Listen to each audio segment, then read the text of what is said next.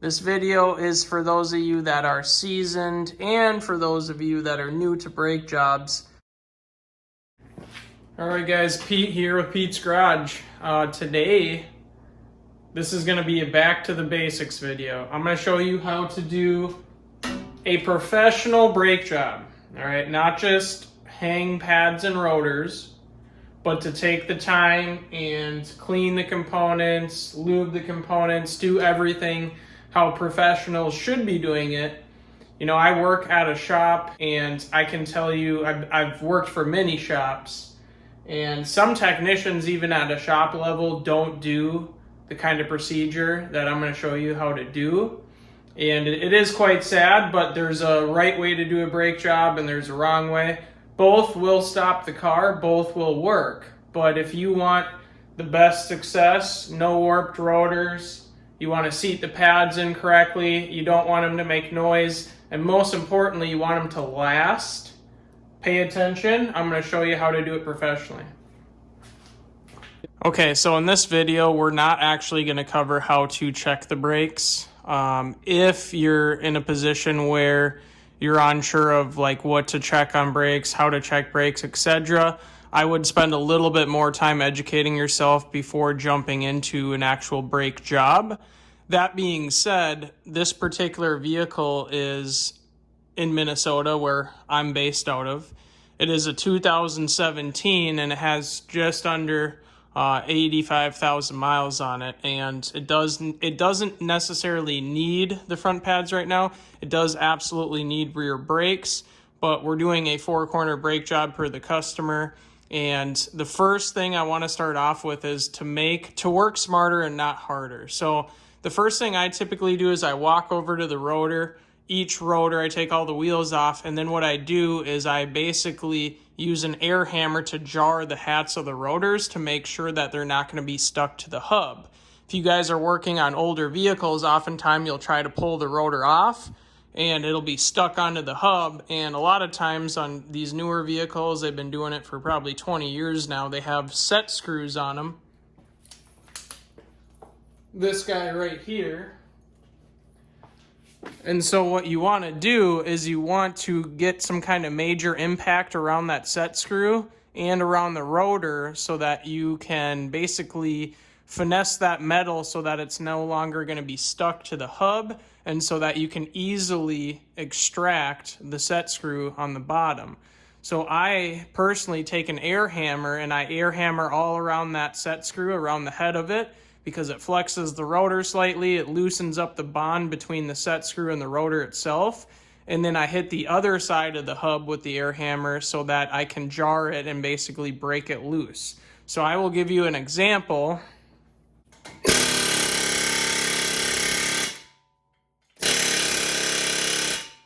Now, if you don't have an air hammer, you can absolutely use like a heavy slug or a heavier style of hammer. It's all about the mass that you're hitting the rotor with. Now, with that being said, you want to be careful not to damage any of the studs, because you hit one of the studs with an air hammer or a regular hammer and you're going to screw the stud up. Now, this is all basic stuff. We're going to go ahead and I'm going to start taking the caliper and the caliper bracket off, and we'll jump into further detail here. All right, now something else here, we're trying to be efficient when we do these brake jobs. You don't want to spend forever on them, especially if you're a technician at a professional shop. You get paid about an hour-ish to do brakes, so speed is of the essence. So first thing I do, I start on one side, I move to the other side, and then I kind of go back and forth. But you want to pull the brake assembly towards you, that way you have access to everything.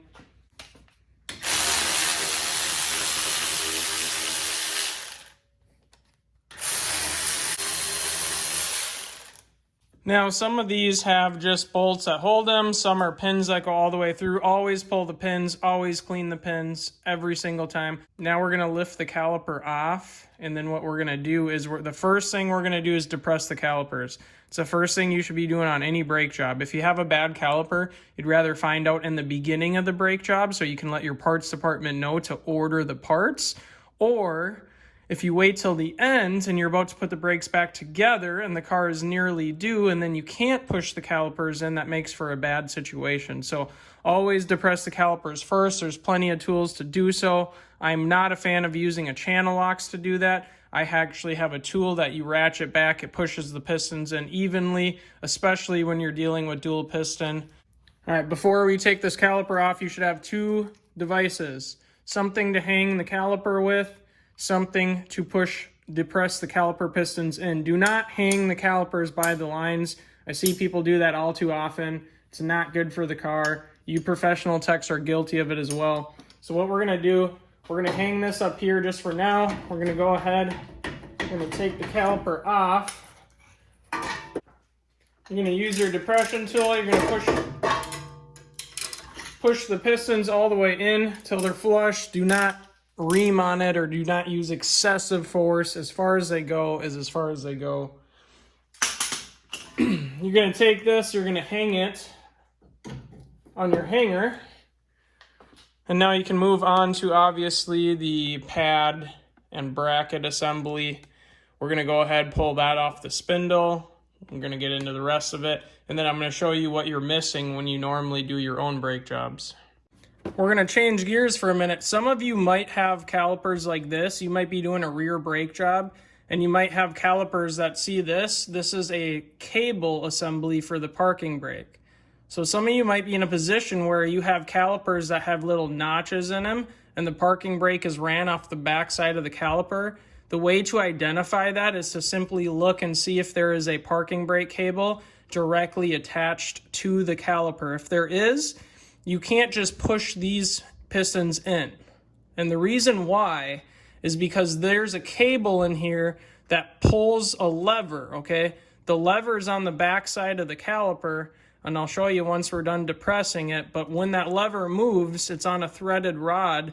It pushes the piston out to keep pressure on the pad so that the rotor cannot move. That is what activates your parking brake.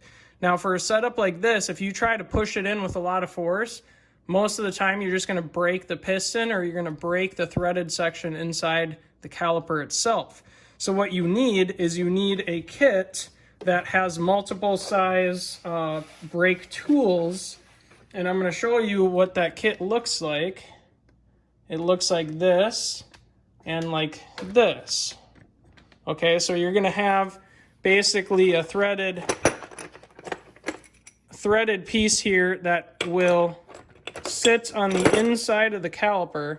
So you hook this on the inside of the caliper, and as you thread this in, depending on what adapter you need, it's going to spin the piston in. I'm going to give you an example here and show you how that works. Okay, so just so you guys can see the piston side, this is the correct piece for this piston, and here's how you tell. It should be around the same size in bore, or I should say in diameter, of the piston, and you should be able to get it in there and it should lock, like without twisting. So this one doesn't move very much. See, it'll almost sit on there by itself. That's how you know it's a good fit. So now I'm gonna get this set up on my tool and we're gonna drive it inward. I'm gonna show you how to do that. So we'll bring it back here. So this obviously is designed to look like a pad. It's designed for the open area of the rear caliper. If it's a twist-in, it will have an open area where you can get a tool in there to drive it forward. Now, if you can see this, you know, some might be confused how this works.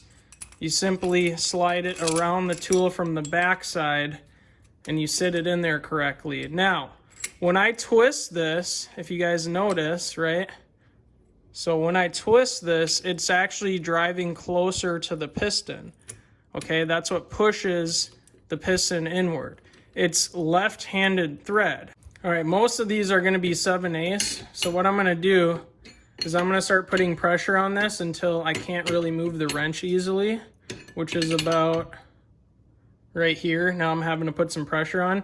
And then at the same time, I'm gonna spin. Sometimes you need some extra leverage to spin it, okay? But essentially we're gonna spin that piston. We're gonna come back, we're gonna put more pressure on it. So if you guys are wondering why brake job prices go up, this is why, because this is an extra tedious step that we used to not do to cars, but I guess it's been like this for a very long time, so I can't really complain. I've done 100 million of these. So you guys get the general idea. It's a lot of basically rotating this assembly and then rotating the shaft. Now, if you guys notice down here, the way I have this set up is I have a vice grip in the caliper through the bolt hole and holding onto the bracket so that I have something rigid to move it on. If you're trying to hold the caliper and move the wrench and spin this, you don't have three hands. It gets very, very difficult to do so. So now I'm going to, again, twist this some more.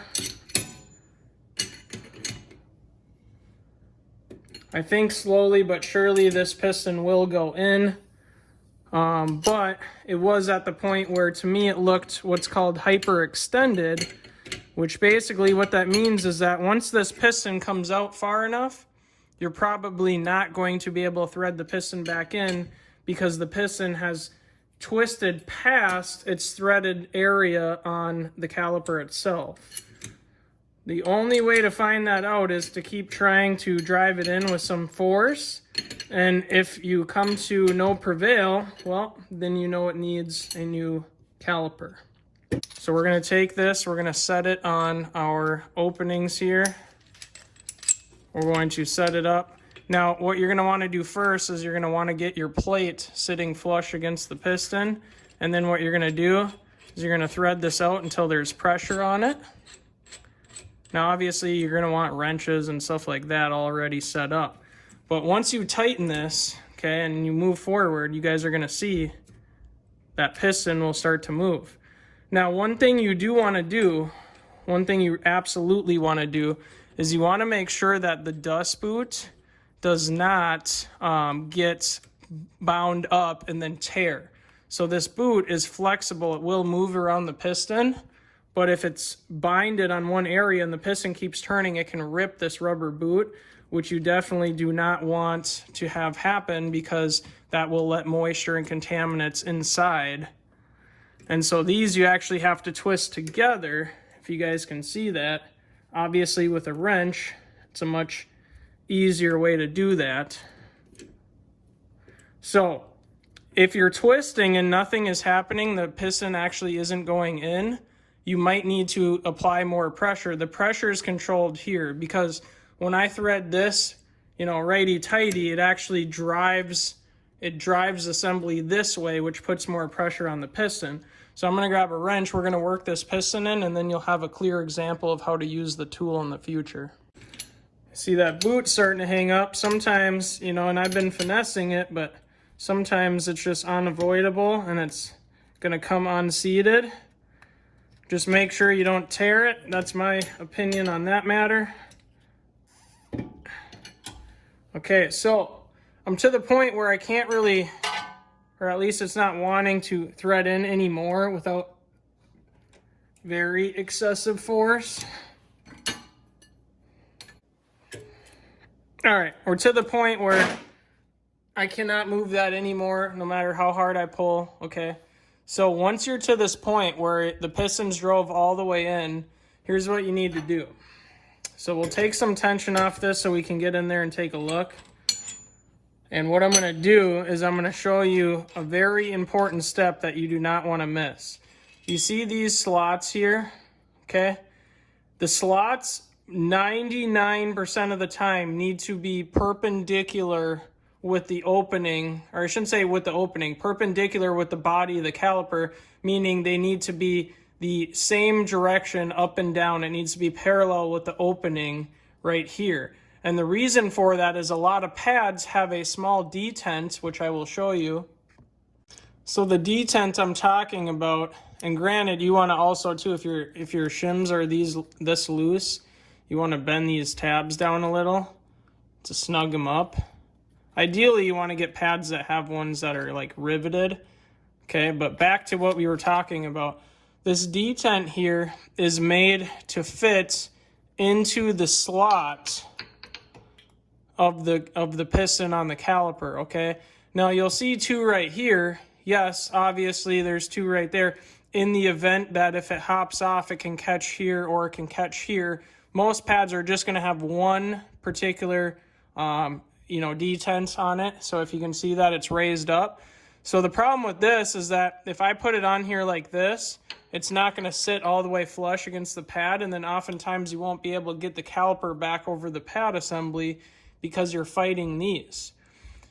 They have to lock onto the pad, so this piston has to have that slot lock onto this so that when you pull the e-brake and that piston thread starts to move on the inside of the caliper, that the piston doesn't spin with it, that the piston gets stuck, and then as a result, that rod now pushes the piston outward so that the e-brake works. If you do a brake job and your e-brake or your parking brake does not work or immediately after the brake job, or it's very, very soft, odds are you probably do not have this set up correctly.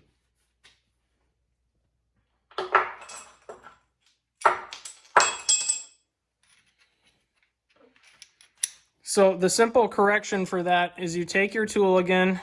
You don't even need the holder, or you don't even need tension on it. And basically, you're going to go the opposite way of the way that you drove it in. So we're going to go this way with it. And we're going to set it so that it is parallel with the opening of the caliper itself. So we're going to set it just like that so that it's on the bottom. Now the pad has an area to sit into that piston. You guys see that? So detent, slot of the piston. Now it sits right in there, nice and solid. There's your lesson on twisting calipers as part of the video.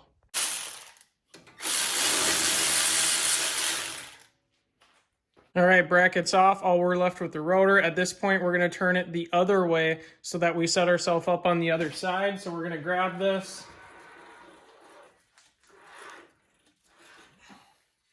Move it all the way over. Now watch the dust shield, because if you pull and pry on this shield on the back, it will pinch forward and it will make contact with the back side of the rotor. So you need to make sure there's always a good gap there. Now you're going to get some kind of impact tool. You can use an impact driver, which is basically something you can buy. It's a tool that when you hit the back side of it with a hammer, it moves very quickly in a reverse direction or a forward direction, depending how you set it. Now on these, I typically just use an impact gun because of the fact that I use an air hammer and I jarred them. I know it's not going to break the tip off and the screw's going to come out with it. On these Fords, you're going to be using a T40 on the newer style Fords, and what you're going to do, make sure you hammer on it, get her in there, and then you're going to hit it with your impact gun. She's going to spin right out. See, that one was still in there pretty good, but because of the fact that we impacted on it and flexed the rotor around where it sits on the taper, it helps this spin free. But obviously it does not help the Loctite that they install in these from the factory. So if you don't have an impact gun, you're going to need a lot of heat. You're going to have to get the head really, really, really hot so that heat generates backwards, and then you can pull these out without fighting them. I've seen people drill them out, but then you're kind of out of luck because you don't have a set screw, and now you got a permanent nub there. So not the correct way to do it. But at this point, we should be able to pull on the rotor. Yep. And the rotor comes right off. Now you see all this rust? This is what happens when you're up in the Midwest. Okay, so this is what will make the rotor stick to the hub, which is why I use slugs or impact on the rotor to vibrate it to break it free. Now some of you may be doing brake jobs on your older cars. The hub might be in significantly worse condition than this hub is. Regardless of the condition, if there's rust, if there's grime, if there's buildup, you got to understand the rotor sits on this, and if it's not flush anywhere along the hub, you're going to get warped rotors because the rotor is not going to be sitting perfectly true to the hub, which is how the bracket is set up perfectly true to the hub. So I'm going to clean something that you guys might not be doing when you do brake jobs. I'm going to clean all of this rust and grime off, and then I'm going to put a synthetic brake grease on the mating surface of the hub to prevent rust buildup from building up in one spot and trying to push the rotor outward, which also causes warped rotors. So that being said, let's get started. We're going to go ahead and clean this up. We're going to put grease on it, then we're going to put our new rotor on. Now, the fastest way to do this, use some penetrating oil. Just spray little bits. It will spin around, or it will. Gravity will take it downward and then kind of rotate it. Anyways, an abrasive wheel, a hub bore cleaner, a wire wheel, those are all tools that are ideal for cleaning this. The most important thing is the outside ridge and then around where the studs sit. Now, obviously, you don't want to build up anywhere on this hub, but if you had to pick an area to make sure is perfect, it's this outer ridge.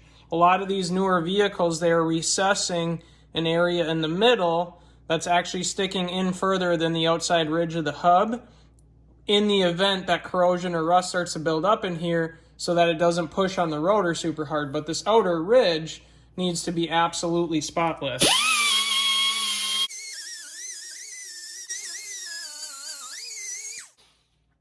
All right.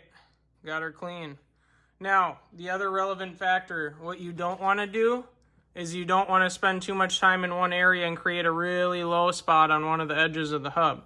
But as long as you have it clean like this, we're going to wipe this all up, we're going to put grease over it, and then we're going to put our rotor on, and that will ensure that for a very long time, we're not going to have rust pushing on this rotor trying to raise one side or lean one side of the rotor over, which can prevent warped rotors if you do it correctly.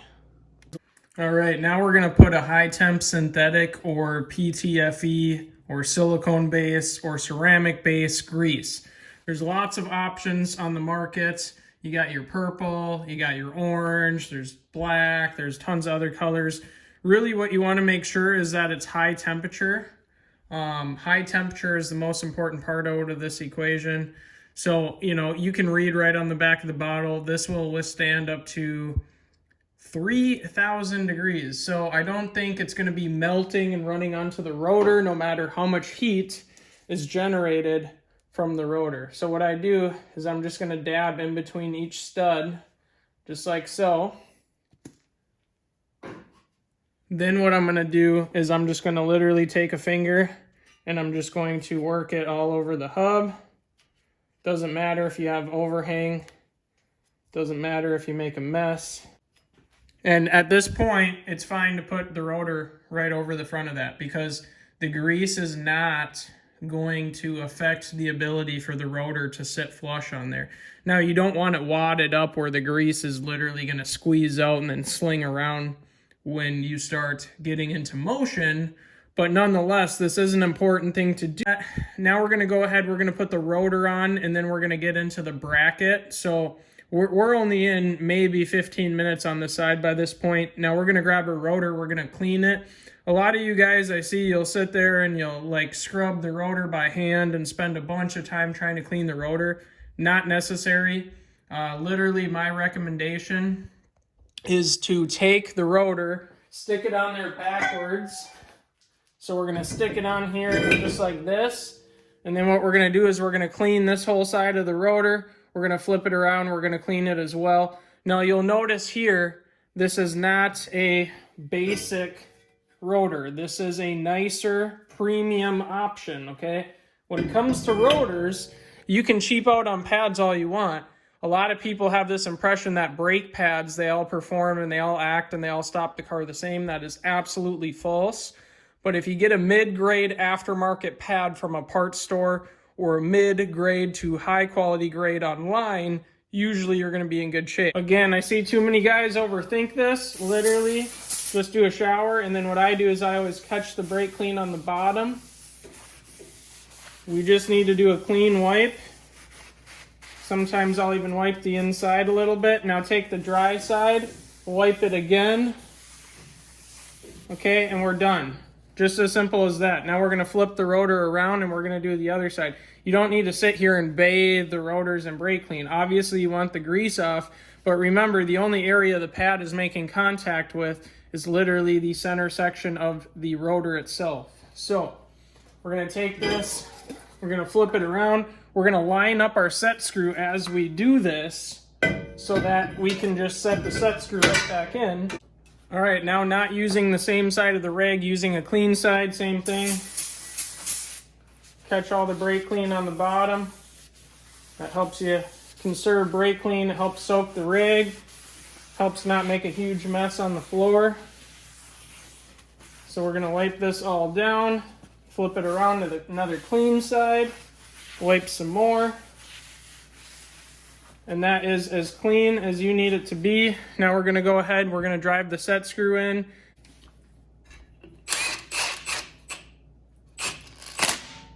You want those tight. You do not want them sticking out to the point where it could affect where the wheel seats to it. Most wheels have concaves around it, but some do not. So you need to be conscious of the fact that you can't have the set screw sticking out from the rotor.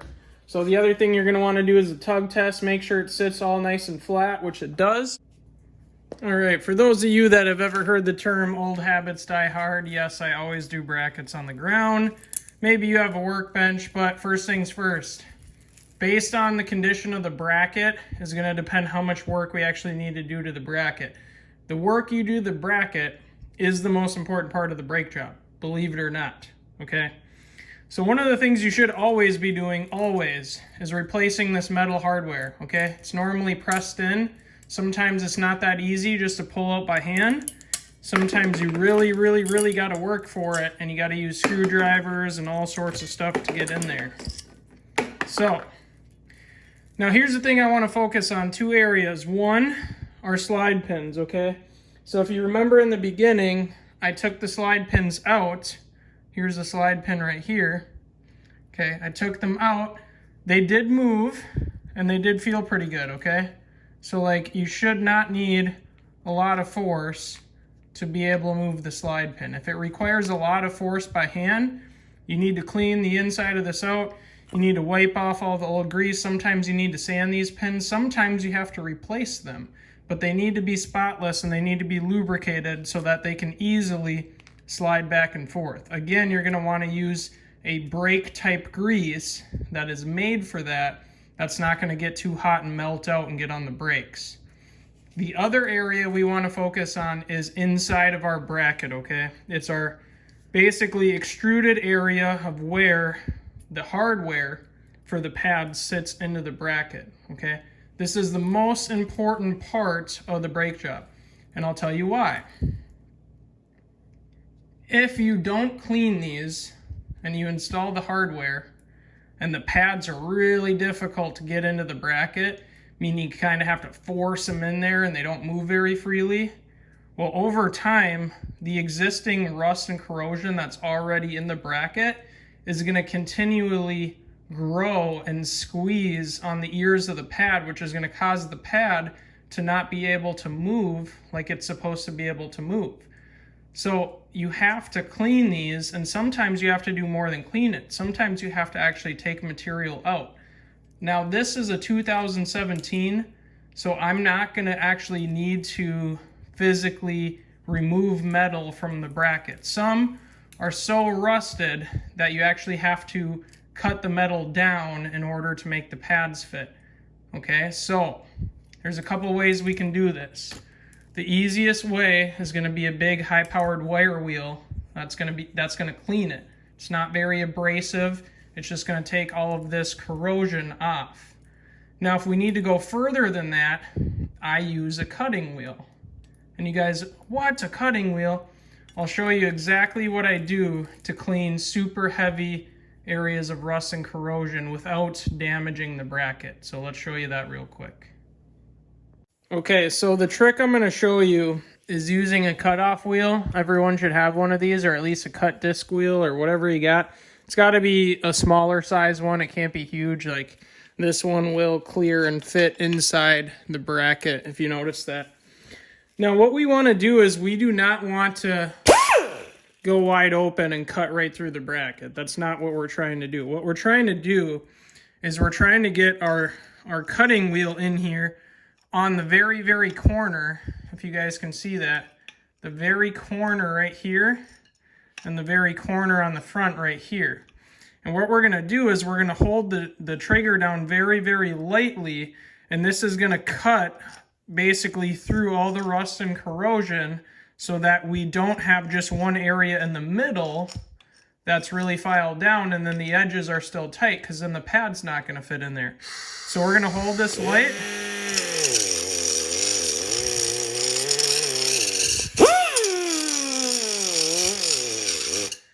Okay, so now you can just kind of see the cut I made there.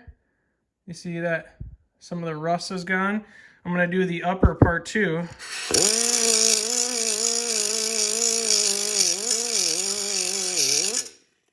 Okay, so now we got clean area there. And then what you can actually do is come back and forth.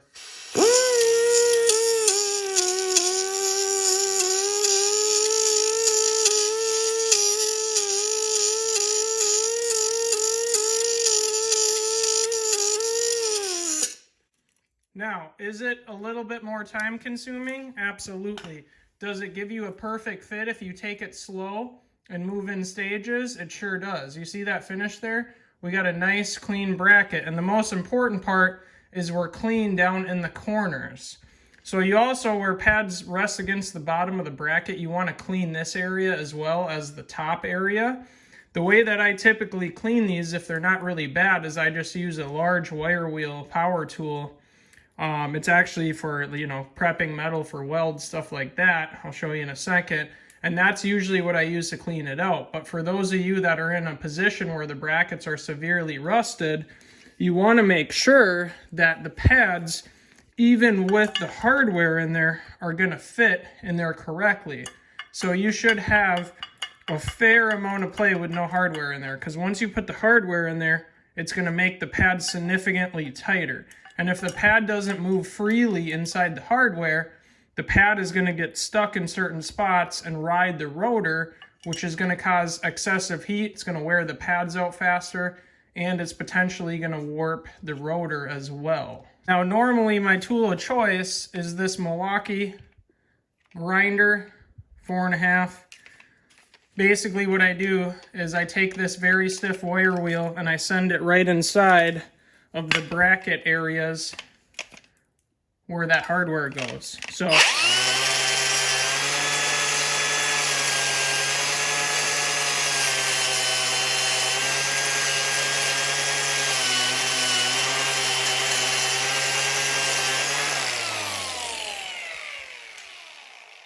now it's very easy to get carried away with those, so you got to be careful. But you see that little corner area? You see how it's still got some buildup there and it didn't actually clean it? Well, wire wheels won't get into those very finite corners, and that's why oftentimes I'll get the cutting wheel out and I'll use it to etch the corners, because that's usually where most of your tension is in the bracket when you're talking about mounting the pads.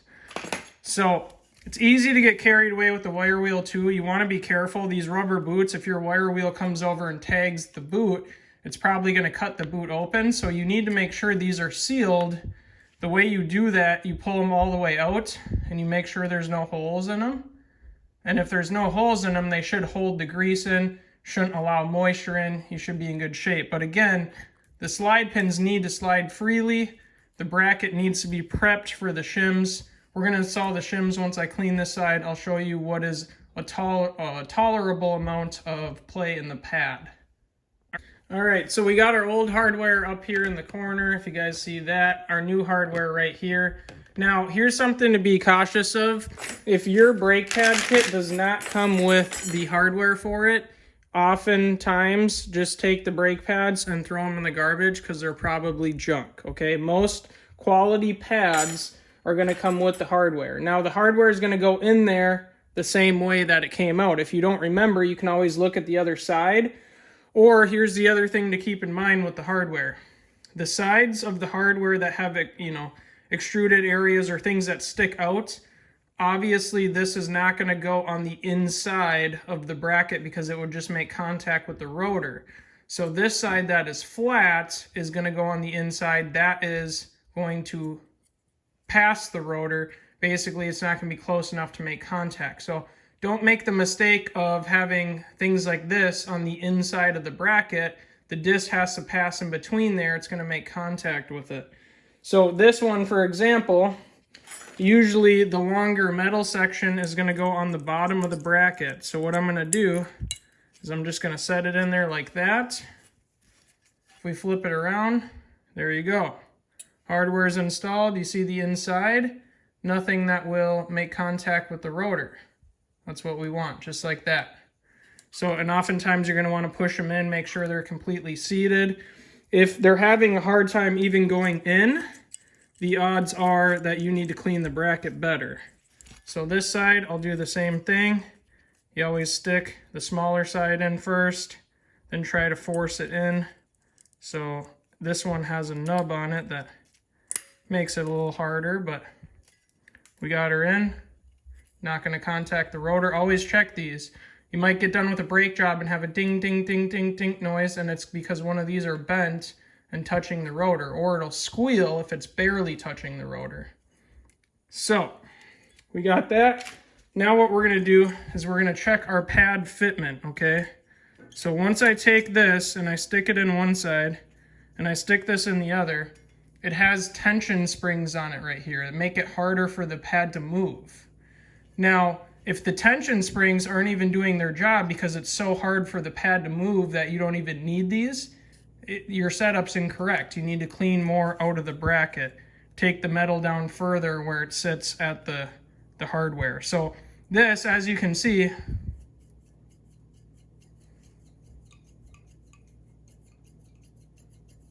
tons of play, okay? That is how it should be. Should be the same on the other side as well.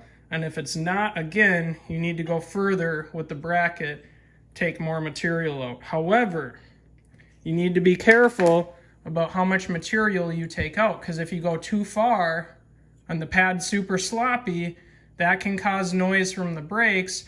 And the other thing is you can't grow the bracket anymore. You can't get pads that are slightly wider. So you're going to end up needing a replacement bracket. So take your time, use your head, do it the right way, and you'll end up with success most of the time. But remember, this is the most important part of the brake job. Now we're going to go ahead and we're going to install our bracket. Yes, the pads are not on it. This particular style where it's hard to get the pads on because they have wings that want to push the pad backwards, it's easier to mount the bracket, then put the pads on, then fish the caliper over it. Now, one of the things I want to touch base on, and I see a lot of people do this, if your caliper mounting bolt, so caliper bracket mounting bolt, okay, if it has a washer from the factory and you don't install that washer back on, or it slides off or falls off, most won't, but if it does, the chances of the bolt scraping into the rotor are much higher because of the fact that now we lost, an 1/8 of an inch or whatever that may be. And now the bolt, because it sits in the spindle, is now making contact with the rotor. Something you want to be very careful about when you're doing brake jobs. Make sure that when you install this bolt into the bracket, that it's not going to scrape into the rotor. So I'm going to go ahead and mount this on quick. You don't even need it super tight. You can just hand thread the bolts. So now we can take this, we can install it into the bracket, right? Just like so. And see how with no effort whatsoever, like I can put the pad in and take it out with very little effort. That's exactly how you want it. Now, being that these wings aren't really forcing the pad out right now, maybe we'll take them, we'll bend them down just a little bit harder so that there's more tension there. And then we'll try to install them again. Okay, so now the wings want to pull the pad back, so we're in good shape. Now we're going to go ahead and install the inside pad. And here's the other thing you got to keep in mind is that the pads have different styles for how they go on the bracket, okay? Now these, because they are a smaller spring tension area, these, we know where these go. Obviously, this is longer and it's not going to quite fit under this assembly right here. So this goes on the inside of the bracket to pull the pad away. Whereas this, because it's longer, it fits on the outside of the bracket, as you can see here and right here. See, and that's what it should do. It should want to pull itself out. So I'm going to go ahead and install the inside, just like so. Now, sometimes you're going to, like pads like this, you might have to hold them on there before you put the caliper on.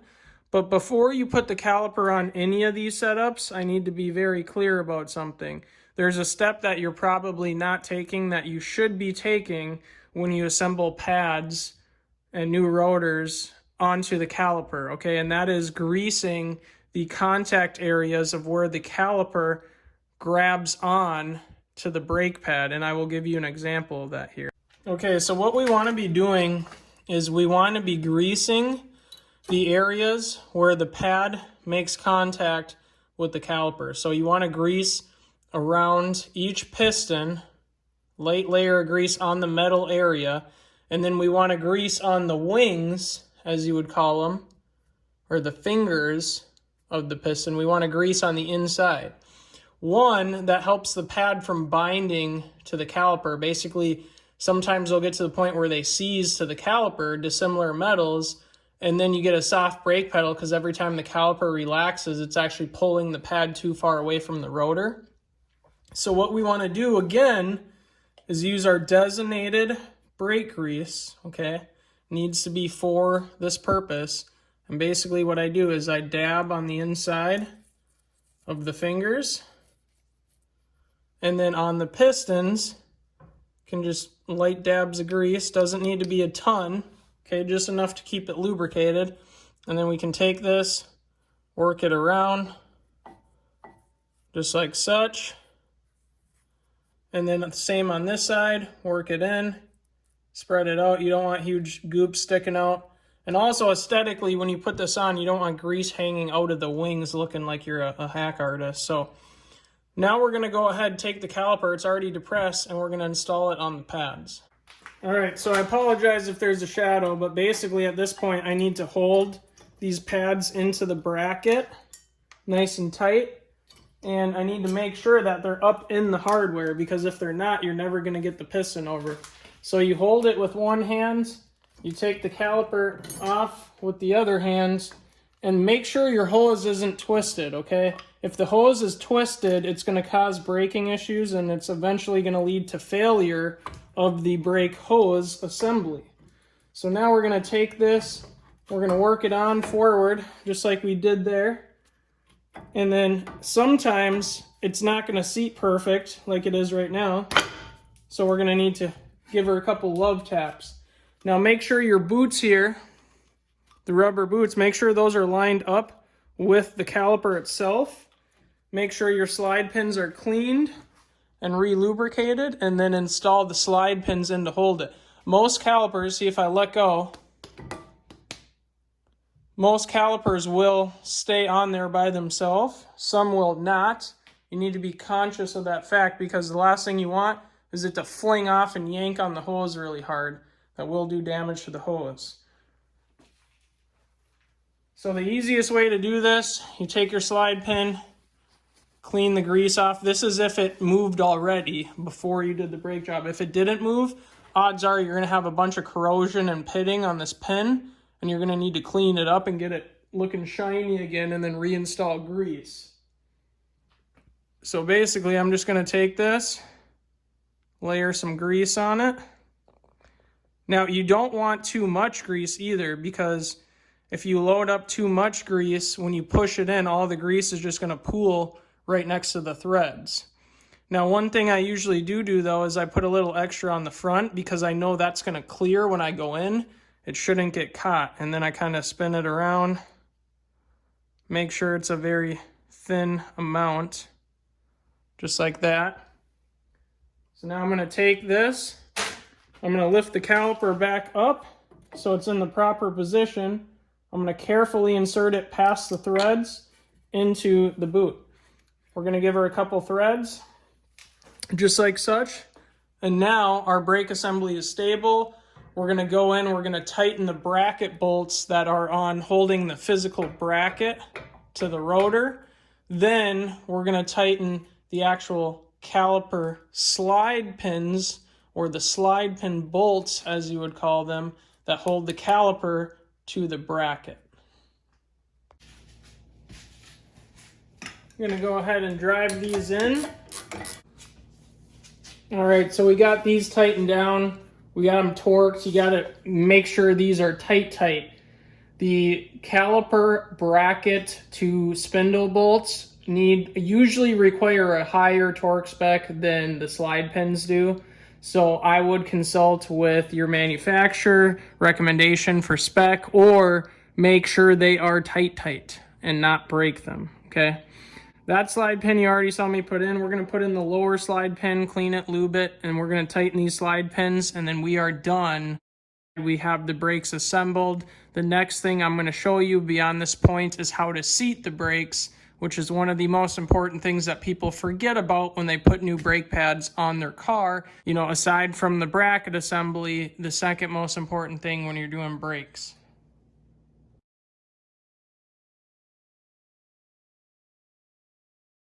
All right, so to end this video off, I want to explain how to burnish the brake pads when you're done doing the brake job.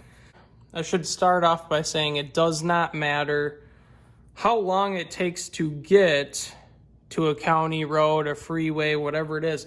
You're going to bring the vehicle up to 60 miles an hour at least, if not higher, ideally 65, 70. And then what you're going to do is you're going to do a 60 to 0 mile per hour stop. And what you're going to want to do is you're going to want to brake aggressively, okay? You're going to want to brake like, there's a major obstacle in front of you, or some kind of like a deer that ran out in the road. The goal that we're trying to do is to get the brake pads extremely hot to seat them into the rotors, okay? So 60 miles an hour down to 0. I'm not saying do a full lock and hit ABS. What I am saying is give it an aggressive braking force, where the 60 to 0 only, takes 5 to 7 seconds, somewhere in there. So we're really getting on the brakes, really heating them up. Then, and you want to make sure it's safe to do so, okay? You don't want to do this with somebody following behind you in traffic or something like that. Not a good idea. But you're going to want to do this 3 times, okay? So you're going to want to bring it up to 60, get on the brakes really, really hard, bring it all the way down to 0. Don't sit at 0 miles an hour, especially on a county road or highway. That's illegal. But basically what you're going to want to do is you're going to want to do this 3 times. And what that's going to do is that's going to superheat the brake pads. It's going to help burnish them into the rotors. And then on the ride home, so once you've done this 3 times, once you're going home or to wherever the vehicle is going to go, also brake, and I'm going to write this out for you, aggressively. And yeah, I might have spelled that wrong. But anyways, be aggressive with the brakes. Now, when you get done, okay, when you are completely finished with all of that and you park the car, here's what you should see. Whichever brake axle you did, whether it's all 4 or just the front, you should see a light layer of smoke coming out of the brakes, okay? And I know some of you are going to go, what? What are you talking about? That's crazy. No. When you get the brakes hot enough, okay, they are actually going to smoke at first, okay? Most pads come with a burnishing layer on the top of the pads that actually helps generate heat into the pads to seat them into the rotors. Okay, so when you're done, they should either be smoking or they should be hot enough where you smell, okay? I don't know why this is so hard for me right now. Smell the brake pads. Not barreling smoke, just a little layer coming from whichever axle of brakes you did, whether it be front or rear or both, like we just did, okay? Now, seating the brakes is one of the more important steps. So you definitely want to do this. If you're a technician and you just give it back to a customer, odds are they might not drive it aggressively enough to completely burnish the brake pads and seat them like they're supposed to be seated. So the reason that I explain this is, you know, doing a brake job is one thing. Taking the extra step and performing the burnish procedure is an entirely different thing, and it should be done on every brake job. It's going to set you up for the most longevity and the best performance from the brake pads because they've gone through proper heat cycles. They are going to grab, they're going to react the way they should, instead of the customer, the first time they have to get on the brakes aggressively, the brake pads aren't burnished and the car does not stop in the time that it should be stopping. So that is it for this video, you guys. You have been watching Pete's Garage. I appreciate you guys watching the videos. Please like, please subscribe, definitely share.